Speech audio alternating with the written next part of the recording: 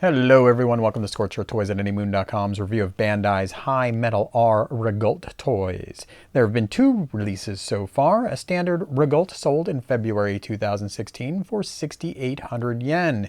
It came in a lovely Tenjin decorated box that looked like this. Inside that box, you received two large turrets to install on the face of the toy. There was also two sets of small turrets that need to be installed on the toy's chin. One of those sets is obviously a spare. There's a display stand adapter, and taped to the back of the tray you would find a Tamashii Mechanical Stage Act 5 display stand. You also got a set of instructions behind the tray. In December 2017, we got a Tamashii web exclusive gift set that included two Regaults in one box with some additional weaponry. Despite the fact that this was a web exclusive, which occasionally meant a lackluster art in the past, Bandai brought Tenjin back for another masterpiece. This box looks like this once you get outside of that brown Tamashii shipper tray. This gift set came with two of everything that I listed from the standard Regault. Well, you do get one page of instructions, not two. But you also got heavy and light missile pods. I have reviewed the standard Regault before, and I'm taking this opportunity to review it again because these two new missile Regaults are the same toy in practically all respects except for the markings, which you could see on the face. So here's the marking on the standard Regault, that was the first release, and here you can see the missile Regaults each have a different marking on the face. If we look at the side of the face, there was no marking there on the standard issue. We now have some Zentron writing on both the heavy and light versions, and you can swap off these missile pods. So I'm calling them the heavy and light, but you can make them whatever you want. The other thing that I noticed that was a little bit different, on the standard release, these side boosters spin very freely. On the newer missile releases, there's just enough tension there that you kind of have to want to turn it, which is a great improvement to see. The second reason why I decided to include the standard Regault again in this review is because I did a pretty poor job going through articulation the first time, and so I'd like to go through a little bit more thorough job this time because this toy has a lot of joints and it makes for a very fun toy. So we're going to start at the feet, which, as you can see, lots of good metal content there. There's no metal on the exterior of this toy, but there's lots on the internal joints, which is good to see. Now you do have the ability to rock the heel back and forth, and you can get it to angle back like that. So as you can imagine, that's really what you need for that foot. The toe has two pivot points, one in the back and then one in the front. Now that said, I still get to situations where I need to have the toe like this for some reason, just the way the foot lies, but nothing you can't live with. Now there are two twist points in the leg. There's one at the base of the leg, and then there's one higher up at the thigh. And what that enables you to do between the two of those is to get a look where the toy seems to be turning and looking at you without really much of a waist joint. The waist joint here is just about that, so not a whole lot to it, but those two leg swivels let you simulate it pretty well. The legs also have a triple jointed knee, which lets you get way up forward and doesn't let you get any further back than that. But then you have your full front and back leg motion, which is great. There is no articulation on the whiskers, the whisker guns. There is, it's part of the leg motion there, but obviously we can come back and up a little bit. And there's just one pivot on the interior that's separate from the legs. You saw that these are articulated here. These are just on ball joints. You can't pull the gun forward to get it to angle any more than it is, but it does come fairly far forward and have a nice range of motion. The last piece of articulation we'll discuss is these head lasers. I don't really feel like they should be articulated. I wish there had been a spot that kind of sets them straight.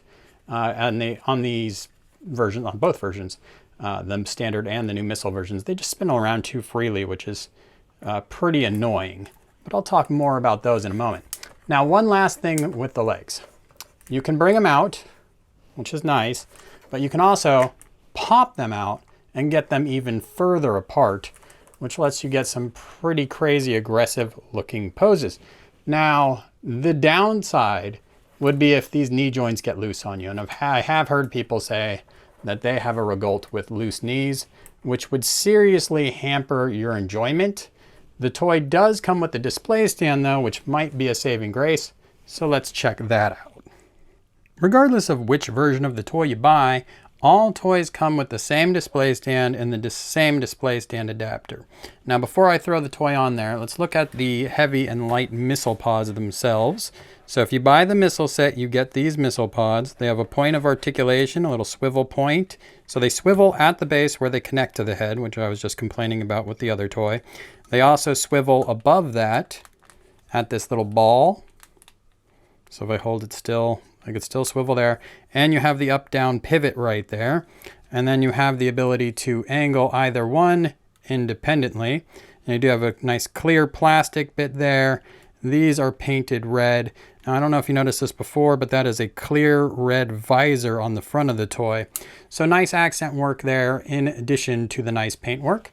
Now turning our attention to the light missile pod. If I can get this guy to stand for me. The light missile pod also has the exact same articulation. So it can swivel at the base, it can swivel independent of the base, and it has the ability to pivot forward, and then each pod can pivot independently. So if you wanted to do something like that, sure, why not? You can do that. Now, let's talk about the display stand. This is the display stand. This is the display stand adapter that comes with the toy. You can move your legs out of the way, peg it in the front, and it just kind of reaches around the back and clips into place, which, there it goes.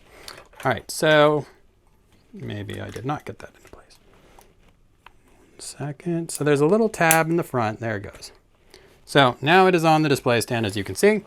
You could and should not display it like that. What you would do is you could do a flying pose, which I'm going to just roughly simulate here. That would look something like this. You bring your toes up, and there you go. That's the flying in space version of the Regault, more or less. You would obviously clean it up a little bit. So the display stand's strong enough to pull that off. And if for some reason your knees started going on you, you could, of course, just prop the toy up on the display stand. And so obviously not ideal, but you do have a fallback option if you are one of the ones that suffers from loose knees eventually. I've got several. I don't have any loose knees yet, so just something that might happen to you, and if it does, that's how you should get yourself out of that problem. When Bandai first announced they were doing a High Metal R Regault, I thought they'd be insane to put much gimmicks into it, but they ignored me, and I am grateful they did, because what they came up with is pretty cool. So on the back of the toy, there is a hatch. It fits together so well, you almost can't even tell that that is a hatch. But you can pull on the little handles and open up the hatch, and then swing it open like so. Now you can't fit a pilot figure in here or anything, but it's pretty cool that there is an actual Regault cockpit in there. Let's see if we can get some light in there.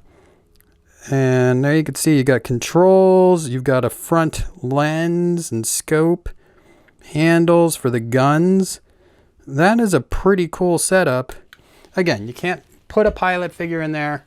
You might be able to make it look like a pilot figure is coming out, but the fact that it can open up that hatch, has the detail, and can assume this position, all very big pluses in my mind.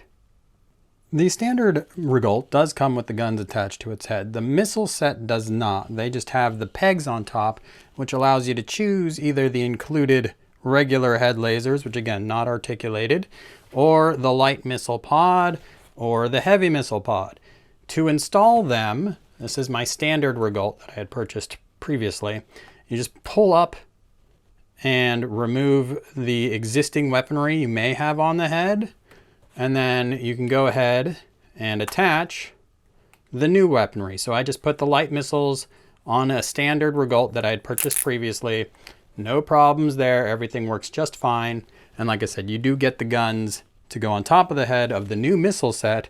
So if you only like standard looking Regaults and this weaponry is just bonus to you, then you could certainly outfit everyone with these head lasers. So that's it as far as swapping weapons between all of them. Pretty easy to do, with one exception. Every now and then you get one where it's just super tight on top of that head. And these are fragile and not articulated. What you want to do is just put like the toy between your knees and use both hands to apply pressure up and then pop the head lasers off that way. Hopefully, like this one's on there pretty good now. You definitely don't want to break those. That's the big concern there. It can be a little stiff. So be patient, figure out a way where you can apply fairly equal pressure to both of these guns as you yank away. There is some controversy in regards to how tall a Regault is supposed to be. Is it supposed to be 17.4 meters tall, or is it supposed to be 15.12? I'll let you discuss amongst yourselves. It appears that Bandai has gone with the 17.4 meters tall because if you use that, then the Regault toy ends up being right about 192 scale, which falls well in line with the other High Metal R releases. And you can see in this picture, they're all jiving from 180 to about 1/100 scale. And again, High Metal R is a non-scale line, but you can see that they're all falling approximately in that band. Now, if you have other Regault toys, this is how it's going to stack up against those. You can see the Matchbox toy is the only thing out there still that really goes well with 160 toys. And I use that well in quotation marks there because it's obviously a very old toy that's not going to look anywhere near the ballpark of your newer high-end collectibles. Now, Toynami did release vinyl Regaults. You can see they're about the same size as these High Metal Rs. They were supposed to be about 1/100 scale to go with Toynami's VF1 line. Those toys still are good as backdrop fodder. So if you're only looking at Regaults to spruce up a display that you have, and you're just going to throw a few in the back behind some hero mecha and not actually handle them, those Toynamis still do perfectly well. They look good, and you're not going to articulate them at all because they have almost no articulation, but they could stand in the background of any display case just fine. So if you have them, or you can get them cheap, they are suitable replacements for that specific mission. If you're looking for a toy that you're going to handle and have a lot of fun with, then the Toynami is going to fall short on you pretty quick, and this High Metal R is very easy to recommend. I went a little overboard in this line art comparison, but here you can see the heavy, the light, and the regular Regaults and kind of how they stack up against the established line art out there. You can see that the line art for the heavy and the light artillery Regaults don't have quite the details that the regular one does. I think it's safe to say that they all should have the same details to them, and that's what Bandai's done. You can also see this line art has the different writing on the body of the craft, and Bandai has emulated that this time around. But ultimately what I want you to see is that this is a great representation of the Regault. There are some quibbles you could have about the size of the eye or the conicalness of the eye, but this isn't the only line art that exists of the Regault, and I would say, all said, Bandai really nailed it. So in conclusion, I am a big fan of these toys. I am such a big fan of these toys that every time I pull them out, I find myself wanting to go out and buy more of them, which is willpower. Willpower, be strong. If you don't own any, it's very easy for me to recommend that you should go grab a set, either the missile set, if you like those weaponry, or the standard ones. They are selling briskly though. You're not going to find them at steep discounts like you might expect to since they're not hero toys. Word has gotten out that they are fun and people are building armies and people are accentuating their High Metal R displays like I'm doing in front of me right now. And the end result is that they are not cheap, but still very good, and I still recommend them. Check out anymoon.com for my full article, and as always, thanks for watching.